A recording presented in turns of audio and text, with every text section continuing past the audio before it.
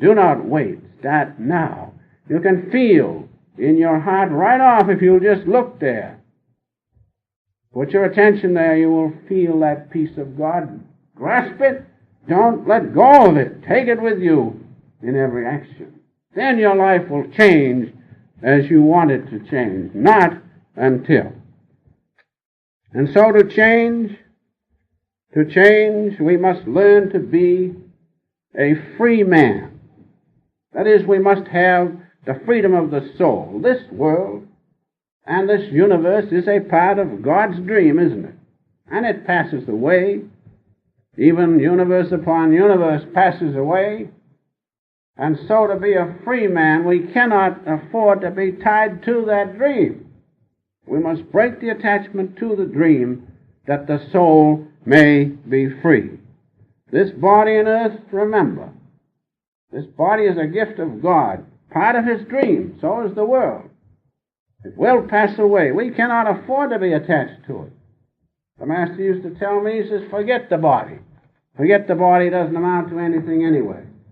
It's all filmed and finished. Forget it. But hang on to God, know God. And so we must do that. We must learn to be free, not attached to this outward consciousness, this dream. That's why Lord Krishna said what? Get out of my delusion. Get out of this dream. Jesus said the same thing when he said, seek first the kingdom of heaven. That is, seek the reality. Then all other things will be added unto you because you'll understand them. Not only understand them, but have power over them. God is the sole doer. We must know God alone. And so, remember, we must learn to be a free man. And when you have that God contact, which is true freedom, then every obstacle can and will be overcome. There's nothing you cannot overcome when you have God. And so, when things are bad and you're down, get up. Get up, keep getting up. And when you're down and can't get up, get up. That's what wins. If you never give up, God can never let you go. As a friend of mine told me when I first started to practice a long time ago, things weren't so good. He says, remember, doctor, he says, when one door closes, another opens. If you don't give up. And so when you're down, don't give up. Say, God, I'm down, but here I am. And He will not let you go. That's one of the greatest things. Because it is God who is down, isn't it? It is God in each and every one of us, and when He's down, He's still the God consciousness in you. And if you don't let go, you're bound to get up. So remember that. Never give up. The Master used to say, what was it?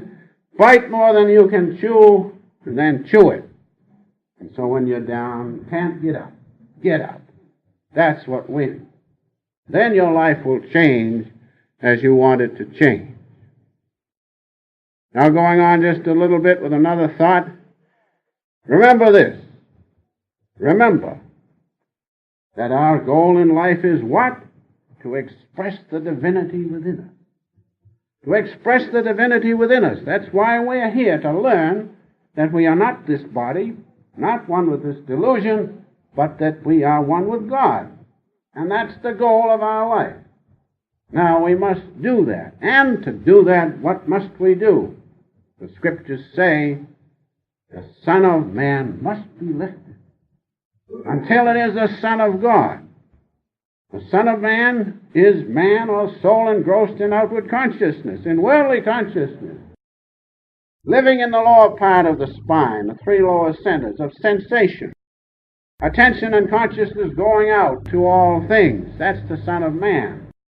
The Son of God is the same consciousness, transmuted, lifted from the lower centers of the spine to the upper part, and finally to the thousand-rayed lotus in the brain. Then what does the Son of Man become?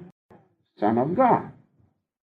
In other words, that limited duality of consciousness has been transmuted, superseded by a duality of consciousness, or Son of God's consciousness. It says that right in the Bible. It says most beautifully in St. John, the 3rd chapter, the 14th verse.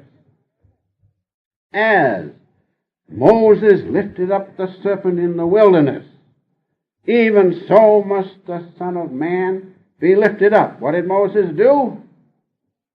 Moses meditated and prayed to God and must have done self-realization fellowship techniques, because he lifted up the serpent power at the base of the spine. He lifted that up in the darkness within. When he went through the darkness, then he aroused that serpent power. And as that serpent power is aroused, then it enlivens the centers, the upper centers of the spine, and we can perceive God's presence within us. As Moses lifted up the serpent in the wilderness, so must each and every one of us lift our lower consciousness from the lower centers of the spine to the upper centers where God's consciousness dwells, and then we can perceive God in us. Then we are sons of God. Remember, as Moses lifted up the serpent in the wilderness is nothing but the darkness within. When you first close your eyes in meditation, you see the darkness, but if you persevere, you will arouse that serpent power of God within you, and that will enliven the upper centers of the spine. Then you can perceive God in you. Then you are a son of God. And I'm sure that each and every one of us wants to do that great thing. Think what a wonderful thing it is if God will take hold of you and let you express His divinity within you. But if you try to do it with the ego, you cannot do it.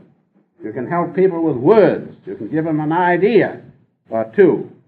But you've got to give them the Holy Ghost. You've got to give them a part of yourself, as I will explain in a minute. So remember, we all want to change ourselves. Why?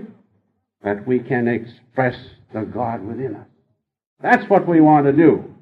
Now comes the question, what is the God within us? What is the God within us? God within us is the holy vibration, the Holy Ghost. It says in St. John,